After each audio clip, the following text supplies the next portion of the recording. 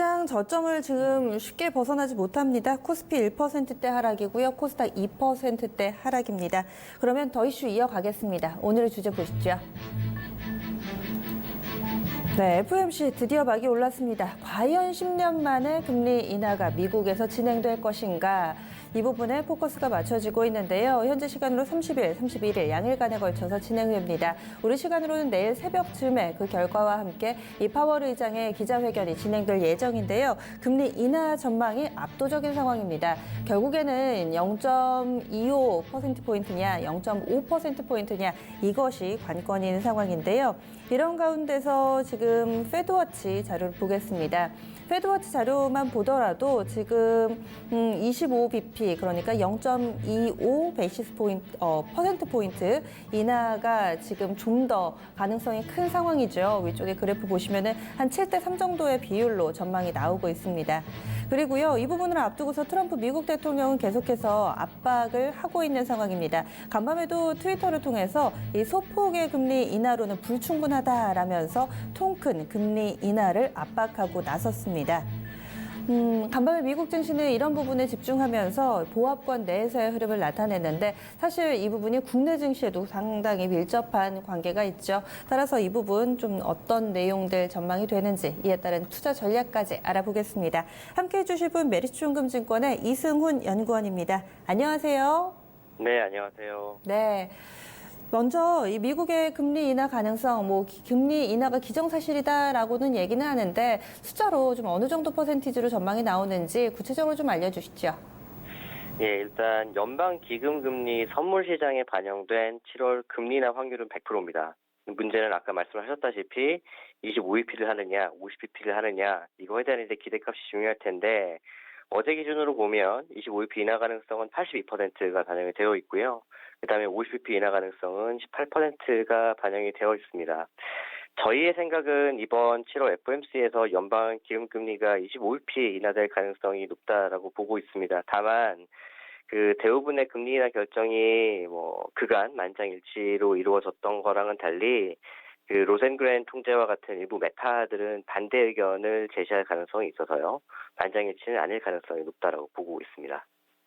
네, 그러면 압도적인 금리 인하가 전망되는데 그렇다면 그 근거는 어떤 점들이 있을까요? 일단 미국 경기 문제는 아닌 것 같아요. 6월 FOMC 이후에 ISM 제조업 지수가 무역 분쟁 이슈 때문에 좀 밀린 거를 제외하고는 고용, 소매 판매, 내구재 주문과 같은 주요 경제 지표는 굉장히 좋았죠. 그리고 26일 날 발표됐던 2분기 GDP 같은 경우에도 전분기 대비 연율 기준으로 미국은 집계를 하는데 시장 예상을 상회한 2.1%가 나왔고요. 그다음에 재고를 제외한 내수 기여도를 기준으로 보면 3.6이 나왔어요. 그래서 경제는 문제가 없다. 그러면 뭐가 문제일 거냐? 내부적인 쪽으로 보면 인플레일 가능성이 높습니다. 페드가 주로 보는 이제 인플레이션 잣대는 PC 디플레이터라고 해서요. 그러니까 명목 민간 소비를 실질 민간 소비로 나눌 때 쓰는 그 값을 사용을 합니다. 이 기준으로 헤드라인 숫자와 이제 식료품 에너지를 제외한 코어 물가가 있는데 공이 이제 6월 기준으로 보면 1.4%와 1.6%에 머물렀죠. 페드의 물가 목표가 2%라는 점을 감안하면 밑돌고 있다라고 봐야 될 거예요. 여기서 이제 중요한 건 뭐냐면 인플레이션 기대, 다시 말하면 향후에 인플레이션율이 얼마나 나올 거냐에 대한 기대도 지금은 낮아진 상황인데 이 기대가 복원됨으로 인해서 실제 물가가 목표치에 수렴할 수 있도록 추가 완화가 필요하다라는 입장이 지금 연준 이사들을 비롯한 주요 여론 총재들의 의견입니다. 또 한 가지 이제 국외로 시각을 돌려본다라고 하면 이거는 파월 의장이나 클라리다 부의장 쪽에서 나오는 얘기인데 대외 위험에 대한 대응 필요성이 있다라는 거예요. 그러니까 당장 미국 경기는 괜찮지만 미국 이외 지역, 예를 들면 유로존이나 중국 이쪽의 경기하가 압력이 아직까지 우위이기 때문에 결국에 이쪽의 성장세가 계속적으로 낮아지면 미국에도 결과적으로는 부정적일 수 있다라는 거죠. 그래서 이것에 대해서 전술적이며 선제적으로 대응할 필요성이 지금은 대두되고 있는 상황입니다. 그래서 인플레랑 대외 위험 때문에 선제적으로 금리를 인하할 것으로 이렇게 예상을 한다. 이렇게 말씀드릴 수 있겠습니다. 네. 그래서 지금 연준 쪽에서도 보험성 금리 인하 뭐 이런 이야기들도 앞서서 있었는데 이런 판단 하에 금리 인하가 예상된다. 이렇게 얘기를 해주셨고 그리고 또 만에 하나 뭐 동결이나 혹은 약간은 좀 덜 비둘기파적인 멘트가 나올 수도 있잖아요. 이런 부분들 금리 인하에 걸림돌이 있다면 어떤 부분들을 볼 수 있을까요? 지금 뭐 6월 FOMC 상에 점도표가 찍혀 있는 부분도 그렇고요. 파월 의장이 스스로 의회 증언에서 글로벌 경기 위험 때문에 조금 더 미국 경기를 이제 견시한 상태에서 유지하기 위해서 금리 인하를 하겠다라고 예고를 했기 때문에 7월 달에 당장 그 결정이 번복될 가능성은 저는 제한적이라고 봅니다. 그리고 이제 현재 이제 연방 기준금리 수준이 2.5%거든요. 그래서 인하 여력은 아직까지 남아 있어요. 굳이 이제 걸림돌이라고 한다면 단기적인 이슈라기보다는 중장기적인 이슈일 수 있습니다. 이게 뭐냐면 다음 경기 하강기가 본격적으로 도래했을 때 과거처럼 금리 인하는 공격적으로 하기 어렵다. 그래서 실탄을 이런 식으로 계속 소진해도 되느냐에 대한 걱정은 분명히 있을 수 있죠. 과거 침체기 때 페드가 역사적으로 이제 금리를 인하했던 폭을 계산을 해보면 한 525bp 정도가 나옵니다. 그런데 지금은 그 정도의 절반 수준에도 못 미치는 인하 여력이 있기 때문에 중장기적으로는 금리를 계속적으로 적극적으로 인하하는 데 좀 제약이 걸리지 않을까 그렇게 생각을 합니다. 네. 그리고 앞으로 과연 몇 차례, 어느 정도 수준까지 금리 인하를 할 것인가 이 부분도 시장에서 상당히 관심이 많은데요. 어떤 발언들이 예상되나요? 지금 이제 선물 시장만 놓고 보면 뭐 7월에 25bp 인하를 필두로 내년 상반기까지 75bp에서 100bp 인하까지도 생각을 하고 있는 것 같아요. 근데 그러한 그 공격적인 금리 인하가 현실화될 가능성은 저는 제한적이다라고 생각을 하고 있습니다. 그러니까 기본적으로 그러한 식의 이제 금리 전망이 현실화가 되려면 지금보다 미국 경기나 아니면 인플레에 대한 기대가 훨씬 더 많이 약화가 돼야 될 거예요.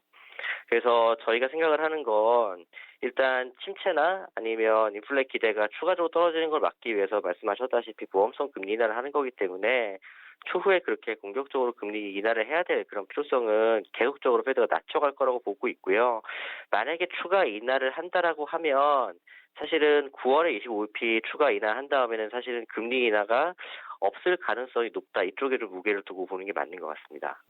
그러면은 지금 추가 금리 인하 예상 시기에 대해서도 시장에서 설왕설래 하는데 메리츠증권증권에서는 그러면 9월 달에 한 번 더 그렇게 되면 총 2번 정도 예상하고 계신 거예요?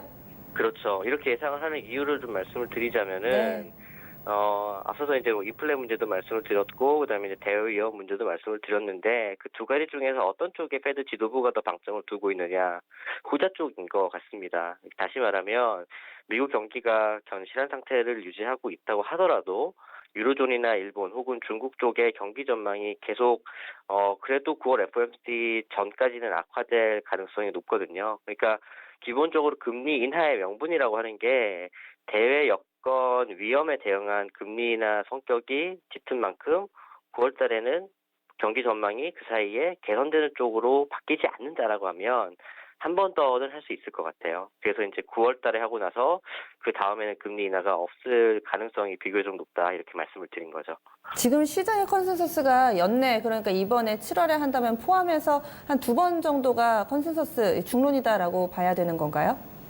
그러니까 네. 이코노미스트들의 컨센서스를 보면 대략 그 정도를 보고 있는 것 같은데 네네. 상대적으로 이제 굉장히 좀 채권에 대해서 불리시하게 보고 있는 연방 기준금리 선물 시장 그리고 이제 채권 금리에 반영되어 있는 그 인하 확률은 사실은 향후에 여기서 끝나는 게 아니고 75나 100bp 인하까지도 할 수 있다라는 게 어느 정도 반영이 되어 있는 거죠. 네, 지금 뭐 굉장히 강하게 금리 인하 쪽 얘기하면은 한 3번 정도까지도 가능성을 열어두시는 것 같은데 그러면은 이 부분 아마 저희가 얘기가 다 어느 정도 나온 것 같은데요.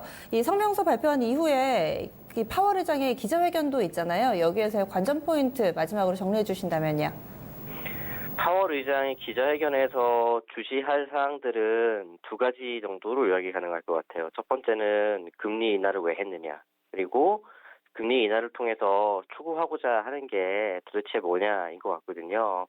근데 이제 앞서서 말씀을 드렸다시피 저희는 이제 기대 인플레이션을 좀 진정시키는 목적이 하나가 있고, 그 다음에 이제 대외 여건 위험에 대응하고자 하는 목적이 또 하나가 있다라고 이제 말씀을 드렸어요. 그래서 결과적으로 이제 뭐 추가 인하가 있다 없다 이런 식으로 파월 의장이 직접적으로 이야기를 하지는 않겠지만 기대 인플레이션에 대해서 파월 의장이 어떻게 생각을 하고 있는지 그리고 대외 여건과 관련해서 어떤 식의 진단을 내리고 있는지를 통해서 9월에 실제 금리 인하가 있을 건지 아니면 조금 있다 할 건지 아니면 정말 이번이 마지막일 수도 있는 건지 이거에 대한 판단을 저희가 가늠을 해보는 게 중요하다고 생각합니다. 네, 자세한 말씀 고맙습니다. 네, 고맙습니다. 네, 지금까지 메리츠증권의 이승훈 연구원과 함께 좀 전망과 관련된 내용들을 이야기해봤고요. 이번에는 국내 증시 그리고 또 국내 경제에는 어떤 영향을 미치게 될지 이런 부분들 토마토 투자클럽의 한기수 전문가와 함께 다뤄보겠습니다. 전문가님, 우리 쪽에서 먼저 금리 인하를 했잖아요. 이렇게 FOMC에서 금리 인하를 하게 되면은 우리도 하반기 남은 기간 동안에 추가 인하와 관련돼서 기대가 좀 남아 있어서 영향을 좀 줄 것 같아요. 어떻게 보세요? 그죠. 뭐 분명히 영향은 있겠죠. 일단 워낙에 지금 한국 증시가 그 한일 무역 분쟁이라는 변수에 이제 너무 눌려 있다 보니까 금리 인하라는 얘기 자체도 그렇게 시장에서 큰 약발은 못 받아요. 지난번에 이제 금리 인하를 단행했음에도 불구하고 아직은 좀 쉽지 않은 상태인데 어쨌든 간에 이제 그 FOMC 회의 결과 이제 금리 인하를 단행할 것으로 일단 예상이 되고 있고 대체로 기본적으로 뭐 이제 25bp 0.25%포인트 인하가 단행이 될 걸로 일단 예상이 되고 있고 뭐 그게 지금으로서는 가장 그 높은 시나리오가 아닌가라는 생각인데 뭐 시장에서는 이제 50bp 인하 얘기도 나오고는 있습니다만 지금 미국 경제가 그렇게 나쁘지가 않아요. 그렇게 나쁘지가 않고 여러 가지 경제 지표도 괜찮다라는 걸 감안하게 되면 지금은 그렇게 높지는 않은 거로 일단 보고 있는데 근데 이제 또 주목할 부분들은 일단 25bp 인하도 이미 이제 어느 정도 시장에서 얘기는 됐고 파월 의장도 강하게 한번 언급을 했던 부분이에요. 그렇기 네. 때문에 지금 미국 증시뿐만 아니라 한국 증시에서도 그렇게 뭐 25bp 금리 인하를 한다고 하더라도 뭐 증권 시장의 영향을 지금 당장 그렇게 많이 미치지는 않을 걸로 일단 예상을 해볼 수 있을 것 같습니다.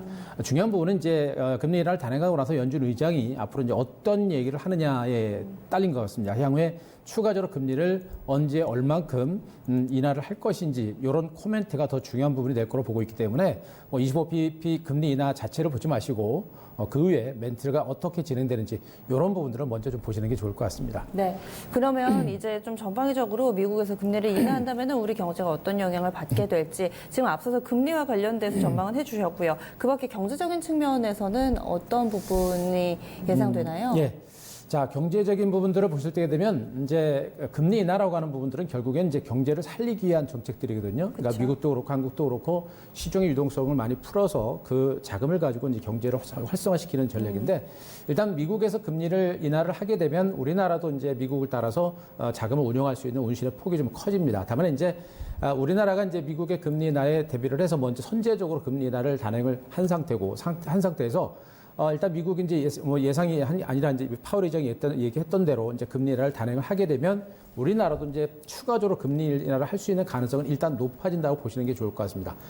다만 이제 지금 현재 분위기는 뭐냐면 한일 간의 무역 분쟁의 결과가 어떻게 나오느냐, 우리나라 화이트 리스트에서 제외를 하느냐 마느냐에 따라서 우리나라 그 한국은행에서도 추가적인 금리 인하라든가 여부 그리고 미국에서도 추가적으로 금리를 인하할 것이다 말 것이다 이런 멘트가 있을 겁니다. 그런 내용에 따라서 한국은행의 이제 운신의 폭이 좀 결정이 될 것 같아요. 결국에 한일 간의 무역 분쟁이 장기화되거나 더 나빠지거나 또 이제 이런 상태에서 미국이 만약에 금리 인하 가능성을 더 얘기하게 되면 한국은행에서는 더 지속적으로 강하게 어떤 금리 인하를 단행할 가능성이 높은 것으로 보고 있기 때문에 현재 상황 자체가 안 좋은 상태에서 금리 인하는 경제 하방 경직을 좀 이끌어내는 정도의 효과는 있겠습니다만 지금 상황이 안 좋은 상태에서 이렇게 안 좋은 상태에서 금리 인하는 큰 상승까지는 어려워요. 하지만 어쨌든 간에 한일 간의 무역 분쟁이 좀 어느 정도 안정이 된 상태에서 만약에 미국이 추가적으로 금리 인하를 단행하거나 가능성을 얘기를 하고 그리고 한국은행에서 금리 인하를 단행하게 할 때는 그때는 상당히 큰 호재로 작용할 가능성이 여전히 큰 것으로 보시면 될 것 같고요. 우리나라가 이제 금리를 급격하게 인하를 못하는 이유는 뭐냐면 한국과 이제 미국 간의 금리 차가 이제 역전이 된 상태고요. 그것이 이제 확대가 되게 되면 외자 유출에 대한 우려감이 상당히 커질 수가 있습니다. 과거 우리나라가 IMF를 겪었기 때문에 그쵸. 그런 부분 때문에 미국을 배제한 금리 인하는 절대 쉽지는 않은 상태예요. 그래서 아마 한국은행에서 금리 인하하더라도 이런 어떤 한일 간의 무역 분쟁이라든가 또 미국의 금리 인하 여부 이런 것들을 좀 확인하면서 좀 조심스럽게 단행될 가능성이 높은 것으로 보고 있고요. 현재 시장 분위기 아시겠습니다만 지난번에 금리 인하를 단행했어도 아직은 금리 인하 효과는 그렇게 크지는 않습니다. 네. 아마도 이제 추경이라든가 또 추경이 단행되고 또 추가적으로 금리 인하하고 또 한일 간의 무역 분쟁이 해소가 되는 이런 흐름이 지금으로서는 최대의 그 큰 호재로 보시면 되겠죠. 근데 이런 것들이 회복되지 않은 상태에서 금리 인하를 단행하더라도 시장 자체는 그렇게 강하지 않을 걸 보고 있기 때문에 일단 금리 인하가 빛을 보려면 한일 간의 무역 분쟁이 좀 해소가 되고 그리고 이제 뭐 추경이 통과가 되고 뭐 이런 것들이 진행되면 시장 분위기는 뭐 180도 달라질 수 있는 가능성도 분명히 있다고 보시면 될 것 같습니다. 특히나 저는 주식시장 측면에서의 영향이 가장 궁금한데 지금 우리 시장 거의 뭐 브레이크를 전혀 잡지 못한 채 급락을 하고 있어서 이번에 FOMC에서 뭔가 좀 기대할 만한 그런 그렇죠. 내용들이 나온다면 이번에 우리 증시를 살릴 수 있을 만한 계기가 되지 않을까 이런 기대도 해보는데요. 어떻게 보시나요? 앞서 들었듯이 이제 주시장이 제일 중요하죠. 우리 시청자분들 굉장히 중요한데 일단 앞서도 언급드렸듯이 이제 미국의 금리 인하에 대비해서 이제 한국은행에서도 이제 선제적으로 일단 대응을 했기 때문에 이제 FOMC에서 금리 인하를 단행하더라도 당장은 뭐 큰 영향은 없을 걸로 일단 예상을 해볼 수 있을 것 같고요. 만약에 이제 파월 의장이 이제 금리 인하를 단행하고 나서 추가적으로 금리 인하를 단행할 때 시장은 다소간 이제 반발 매수가 좀 들어올 수 있는 가능성은 좀 있습니다. 그러니까 제가 말씀드렸듯이 반발 매수 정도로 생각을 말씀드린 부분들은 결국에 지금 한국 증시를 누르고 있는 가장 큰 악재가 바로 이제 한국의 화이트리스트 제외 여부 이게 제일 큰 악재거든요. 그러니까 보통 때 같으면은 이 정도로 미국이 이제 금리 인하를 시사하거나 하게 되면 증권시장은 굉장히 반응을 빨리 해서 좋은 흐름이 나올 수 있는데 지금 이 금리 정책보다도 더 크게 시장을 누르고 있는 게 바로 이제 일본의 화이트리스트라는 것이죠. 그래서 지금 한국의 화이트리스트 제외 여부가 가장 중요한 변수다라고 볼 수 있겠고 또 한 가지는 이제 미국 FOMC 회의가 열리는 기간 동안 미국과 중국 간의 이제 무역 협상이 또 진행이 됩니다. 공교롭게 또 딱 시간이 그렇게 맞았어요. 이 무역 협상도 굉장히 큰 우리나라 증권시장에서 굉장히 큰 변수거든요. 그렇죠. 우리나라 경기를 끌어내린 가장 첫 번째 원인이 이제 한국과 미국의 무역 전쟁인데 이번에 이제 이 무역 협상도 쉽지는 않을 것이다라는 그런 시각이 그렇죠. 네. 그래서 시각이 대체적이고 뭐 트럼프도 그렇고 중국의 입장에서도 굉장히 반발도 심한 이런 상태이다 보니까 협상은 쉽지는 않을 걸로 일단 뭐 예상을 해볼 수 있을 것 같아요. 그리고 어차피 이제 미국과 중국의 지금 싸움은 장기적인 패권 싸움이기 때문에 계속 으르렁거릴 가능성이 높습니다. 다만 여기서 더 나빠지지만 않으면 그나마 한국 증시에서는 호재가 될 수 있는 가능성도 있는 부분들인데 자 그래서 결론적으로 말씀드리면 증권시장의 입장에서는 이제 금리 인하보다는 역시 이제 미국과 중국의 무역 협상이 어떻게 되느냐. 최소한 더 나빠지지만 않으면 그걸로 시장에서는 호재가 될 수 있고요. 또 제일 중요한 부분들은 한국을 화이트리스트에서 제외를 하느냐, 마느냐. 만약에 제외를 한다라고 한다면 시장은 참 상당히 힘들 것 같고요. 그리고 제외하는 것을 유보한다거나 내지는 캔슬했을 때는 그거는 호재가 될 수 있는 가능성이 높기 때문에 오히려 금리 쪽보다는 이쪽을 먼저 보시고 대응하시는 게 좀 맞을 것 같습니다. 역시나 가장 중요한 건 무역 분쟁이다. 그렇습니다. 그리고 환율도 그럼 별 반응 없을 거라고 보시는 거죠? 환율은 일단 움직일 가능성은 조금 있죠. 어차피 이제 자금의 그 등락에 따라서 환율이 조금씩 움직일 수 있는 가능성이 높은데 일단 미국의 금리 인하에 따라서 일단 뭐 자금은 원달러 환율은 일단 그동안 반등해서 약간 멈출 가능성이 높습니다. 일단 달러의 가치가 높아지게 되면 자금이 달러를 쫓아서 나가는 그런 성격인데 지금 미국이 이제 금리 인하를 단행하게 되면 그의 반대적인 성격이기 때문에 환율을 일단 안정시키는 그런 효과가 있을 거로 일단 예상을 해볼 수가 있겠고요. 일단 환율이 안정되고 미국이 금리 인하를 단행하게 되면 우리나라도 이제 추가 금리 인하 가능성이 있는 그런 상태이기 때문에 이번에는 조금 환율 시장을 예측하기 쉽지 않은 부분이 이제 한국은행에서도 추가적으로 금리 인하를 할 거다라는 인식이 있게 되면 환율이 소폭 반등세를 보일 가능성도 있어요. 근데 대체적으로 볼 때는 지금 현재 구간에서 환율은 좀 안정된 그런 혼주 장세를 보일 가능성이 높은 것으로 보고 있고요. 제가 지금 제일 주목하고 있는 게 원달러 환율인 1,200원 선을 좀 보고 있는데 이 1,200원 선이 굉장히 중요한 가격이 될 것 같아요.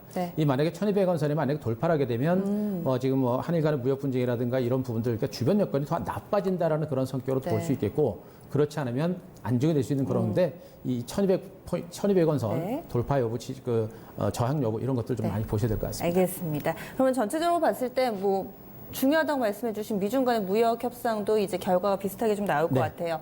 시장 대응 전략 어떻게 세울까요? 뭐 말씀드렸듯이 지금 현재 구간에서는 이제 가장 중요한 부분들이 금리보다는 이제 한국의 화이트리스트 제외 여부가 굉장히 중요한 부분이고요. 뭐 가능성 측면에서는 이제 화이트리스트를 제외할 가능성이 굉장히 높은 것으로 보여지고 있는데 지금 그 일본 현재 분위기가 많이 좀 달라지고 있습니다. 제가 이제 얼마 전 이슈 분석을 통해서 말씀드렸습니다만 지금 한일 간의 무역 분쟁이 진행되고 있습니다만 우리나라는 실질적으로 지금 피해보고 있는 건 없습니다. 하지만 지금 일본은 직접적으로 관광객이 줄어들고 그리고 일본 제품에 대한 판매가 줄어들고 또 일본 언론들도 약간 이제 굉장히 멘트가 유화된 그런 형태예요. 그러다 보니까 화이트리스트 제외를 앞두고 시장이 급반전할 수 있는 어떤 가능성도 있는 부분이니까 너무 부정적으로 보지 마시고 가능성을 조금이라도 열어놓고 시장에 대한 긍정적인 일부 정도는 좀 남겨두고 시장을 좀 보시는 게 좋을 것 같고요. 그리고 아까 말씀드렸듯이 미국과 중국의 무역 정책도 매우 중요한데 뭐 좋아지지는 않겠습니다만 나빠지지만 않는 것만으로도 호재가 될 수 있다는 거 그것도 네. 분명히 보시는 게 좋을 것 같습니다. 그래서 전체적으로 지금 장세는 지수는 뭐 화이트리스트를 제외한다 손치더라도 그것도 이미 주가가 선 반영이 됐기 때문에 제가 보기엔 지수는 거의 바닥권이다로 보시면 될 것 같고요. 그리고 만약에 화이트리스트가 만약에 제외되는 게 철회가 되게 되면 시장이 급격하게 상승할 수도 있기 때문에 네. 지금 구간에서는 뭐 좀 기업가치 좋은 종목군들은 뭐 풀베팅까지는 아니더라도 소량 정도로 매집은 좀 하셔도 될 것 같아요. 그래서 대표적으로 뭐 IT 대형주 4인방, 뭐 삼성전자, 삼성 SDI, 삼성전기, 뭐 SK 하이닉스 이런 종목들 그리고 OLED랑 5G 여전히 성장성 좋죠. 이런 종목들은 업종주들은 시장이 좀 안정이 되게 되면 네. 바로 이제 움직일 수 있는 여러 가지 있으니까 이런 네. 종목들로 계속 우리가 좀 시각을 멀리 보게 되면 오히려 우리가 관심을 갖고 매집해 볼 수 있는 그런 위치가 아닌가라는 생각입니다. 알겠습니다. 오늘 말씀 고맙습니다.